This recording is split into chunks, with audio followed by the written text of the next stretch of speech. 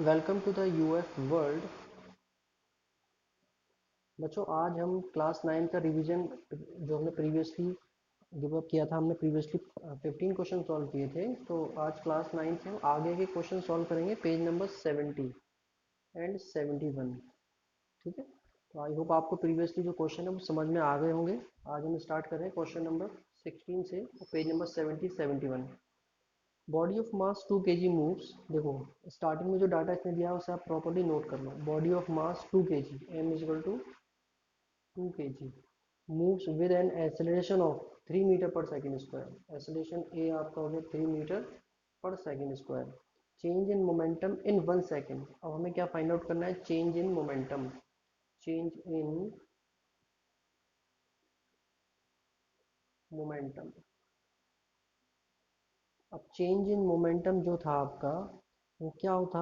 आपको याद होगा, change in momentum f is equal to delta P upon delta T होता है। ठीक है, तो चेंज इन मोमेंटम निकालना है, हम f की वैल्यू निकाल लें बस, वहाँ से हम फाइंड आउट कर सकते हैं। ठीक है, तो ये सिंपली आपका क्या हो जाएगा? f is equal to M A, यहाँ से आंसर आएगा आपका 2 3 जा 6। तो ये सिंपल सा आपका आंसर है। f is equal to M A से आपने f निकाल लिया 6 kilogram into metre per second square. ये आपका क्वेश्चन नंबर 16 का पॉइंट सी करेक्ट। ठीक है, क्वेश्चन नंबर 16 कंप्लीट है। 17 में क्या कह रहा है यहाँ पर? Ratio of force, ratio of force and acceleration is metre. देखो F upon A, F upon A is equal to क्या हो जाएगा? एम, मतलब यहाँ पर आएगा मास, और यहाँ 17 में वो ऑप्शन है नहीं, तो हम डी पुट कर देंगे, नन ऑफ दीज। ठीक है, क्वेश्चन नंबर 18 क्या कह रहा है यहाँ पर? Stationary book weighing 0.25 kg। Stationary book है 0.25 kg, speed of 10 metre per second v, when hit by a hockey stick. एक हॉकी स्टिक से इसको हिट किया गया। ठीक है, the impulse impact, the impulse imparted to the ball is. तो इस बॉल पर कितना इम्पल्सिव फोर्स अप्लाई हुआ? ठीक है, वो फाइंड आउट करना है हमको। तो इम्पल्सिव फोर्स एफ, यानी कि जो आप हॉकी स्टिक से आप बुक को मार रहे हैं इस तरह से, वो हो गया F is equal to M V. M की वैल्यू हो गई आपकी 0.25 क्रॉस 10। ये सिंपल आंसर आएगा 2.5 न्यूटन इंटू सेकेंड। ठीक है, कुछ इस तरह से आंसर आएगा। तो ये सिंपल सा आपका फॉर्मूला है जो आपने अप्लाई करना है। चलिए नेक्स्ट, क्वेश्चन नंबर 19 क्या कह रहा है यहाँ पर? क्वेश्चन नंबर 19 कह रहा है इंटरनल फोर्सेस। ये जो फोर्सेस दिए हुए हैं ऑप्शन में ए बी सी डी में, इसमें इंटरनल फोर्स कौन से हैं? तो देखो, पहला ऑप्शन है are always balance force. Internal force जो होते हैं वो क्या होते हैं? पहले ऑप्शन के अकॉर्डिंग ऑलवेज बैलेंस फोर्स, तो पहला ऑप्शन बिल्कुल करेक्ट है। और ये कह रहा है दूसरे में कि दूसरे ऑप्शन में इसने कहा है नेवर बैलेंस फोर्स, तो ये गलत है। मे और मे नॉट बी बैलेंस, सी वाला भी गलत है। ऐसे ही डी वाला भी गलत है। पहला ऑप्शन आपको बिल्कुल करेक्ट है। ये जो फोर्स है इंटरनल फोर्स, वो बैलेंस होते हैं हमेशा।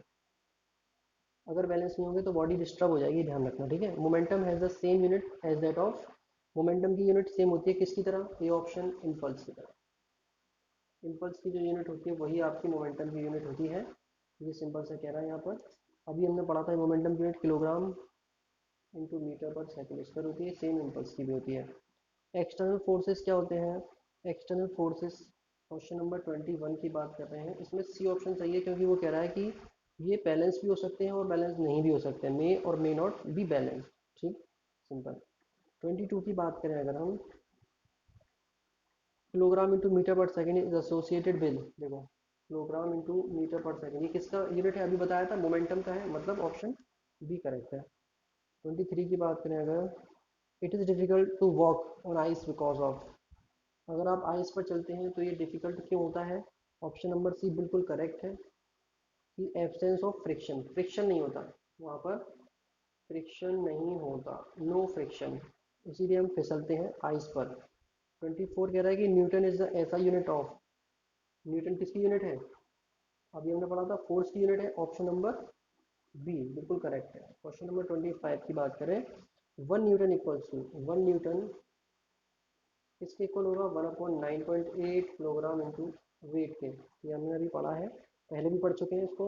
जब भी आता है 1 kg वेट, अगर हम आता है जब भी 1 kg वेट आता है तो हम क्या करते हैं? 9.8 का मल्टीप्लाई करते हैं, इसका रिवर्स कर दें, तो क्या हो जाएगा 1 न्यूटन इक्वल टू 1/9.8। 26 क्वेश्चन क्या कह रहा है आपका यहाँ पर, weight of body would not be zero, जो बॉडी का वेट है वो जीरो नहीं होगा। पहली चीज़ जो ऑप्शन ए दिया हुआ है इसमें वो क्या है, सेंटर ऑफ अर्थ, अर्थ के सेंटर पर, ये ऑप्शन गलत है। किसी बॉडी का वेट जीरो नहीं होगा ये बात कह रहा है वो, ध्यान रखना, ठीक है। तो सेंटर ऑफ अर्थ पर वेट जीरो होगा। ड्यूरिंग अ फ्री फॉल, कोई ऑब्जेक्ट जब नीचे गिरती है, फ्रीली फॉल होती है, आप देखेंगे ऑब्जेक्ट गिरेगी इस तरह से, जब तक गिर रही है उस दौरान उसका जो वेट है वो, ये भी गलत है, उसका वेट जीरो ही होता है। हमें पूछना है, फाइंड आउट करना है कि जीरो नहीं होता। इन इंटरप्लेनेटरी स्पेस, स्पेस में जीरो ही होता है।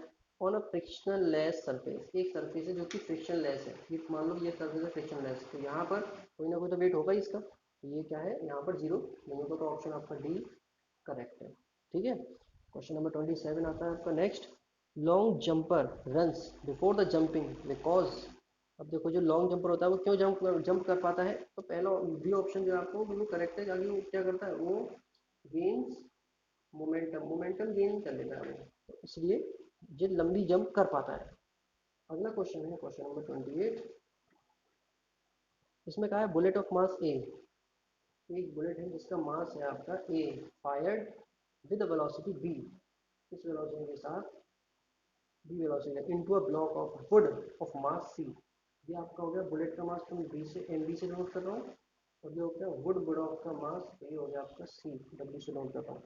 If loss of any mass in friction be neglected, किसी भी मास और फ्रिक्शन का लॉस खत्म कर दिया जाए तो velocity of system must be, तो जो सिस्टम है उसकी वेलोसिटी कितनी होगी, तो यहाँ से एक डाटा हमें यहाँ से फाइंड आउट करना है। देन ऑल ओवर सिस्टम का जो वेट होगा वो कितना होगा, M B plus M W is equal to A plus C, पूरे सिस्टम का वेट ए प्लस सी हो जाएगा।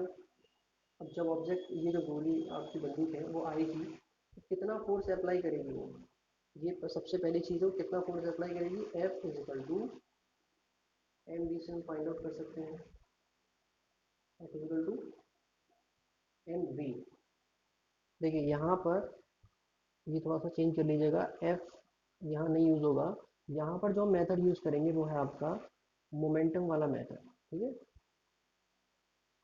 मोमेंटम कंजर्वेशन का जो मेथड था ना, तो यहाँ क्या होता है, इनिशियल मोमेंटम, इनिशियल मोमेंटम को मैं एम से डिनोट कर रहा हूँ, capital M, initial momentum is equal to final momentum. तो देखो initially momentum M into V होगा, यानी कि एम बी क्रॉस वी, और जो फाइनली मोमेंटम होगा M B plus M W into, ये हमें पता नहीं है तो हम इसको वी डैश से डिनोट कर रहे हैं, M V into V, M B का मतलब हो गया यहाँ पर A into B, A into B, ये M B plus M W क्या आ रहा था, ए प्लस सी, ये डिवाइड में आ जाएगा ए प्लस सी, फाइनल वेलोसिटी आपकी आ जाएगी, ये किसकी, सिस्टम की वेलोसिटी आ जाएगी। तो ये आपका ऑप्शन कौन सा है, ए ऑप्शन बिल्कुल करेक्ट है, ये ऑप्शन आप क्लिक कर देंगे मोमेंटम के रिगार्डिंग में। 29 क्वेश्चन यहाँ पर क्या कह रहा है, man is standing in a boat in still water, समझ रहे हैं, एक आदमी है वो ठहरे हुए पानी में है, बोट में, ठीक है। If he try to jump toward the shore, अगर ये जंप करना चाहता है कहाँ, किनारे की तरफ, ये किनारा है, किनारे की तरफ अगर ये जंप करना चाहता है, द बोट विल, तो ये बोट कहाँ आगे जाएगी या पीछे धक्का खाएगी, तो सिंपल सी चीज़ है, move away from the shore, इससे दूर हटेगी ये बोट, क्योंकि क्या है, मोमेंटम का इफेक्ट है सारा, ठीक है। ऑप्शन नंबर ए आपका बिल्कुल करेक्ट है। 30 number of disc each of momentum M, का नंबर ऑफ डिस्क, डिस्क का नंबर है, यानी बहुत सारी डिस्क हैं, ईच ऑफ मोमेंटम एम, जिनमें हर एक का momentum capital M K G into metre per second है, are striking a wall at the rate of N disc per minute, एक दीवार पर, एक दीवार है आपकी, इस पर बहुत सारी डिस्क स्ट्राइक कर रही हैं, और ये कैसे स्ट्राइक कर रही हैं कि N N disc per minute strike कर रही हैं, the force associated with these disc, इनके साथ जो फोर्स है वो इन न्यूटन वुड बी, तो कितना फोर्स ये अप्लाई कर रही होंगी इस पर, समझ रहे हैं। तो सबसे पहली चीज़ इनका weight, sorry momentum M into K G पर मीटर सेकेंड, ये हो गया सबसे पहले, तो मास आपको मिल गया कैपिटल एम, सॉरी मास नहीं है ये आपका हो गया momentum p is equal to capital M। ये आपको मिल गया। टाइम बताना चाहिए, टाइम कितना था। अगर मोमेंटम में चेंज की बात करें तो delta P upon delta T is equal to capital M upon time कितना था 1 मिनट यानी कि 60 सेकेंड। तो ये चेंज हो गया। मोमेंटम में चेंज आपका क्या होता है फोर्स। तो एक डिस्क के रिगार्डिंग तो एम अपॉन 60 मिल गया। और डिस्क कितनी है टोटल स्मॉल एम, तो टोटल फोर्स क्या हो जाएगा F T M M upon 60। ठीक है, ये आंसर आपका ए बिल्कुल करेक्ट। उम्मीद करता हूँ आपको ये समझ में आए होंगे क्वेश्चन अच्छे से। तो चलिए अब हम नेक्स्ट लेक्चर में मिलेंगे, तब तक के लिए stay home, stay safe, have a nice day.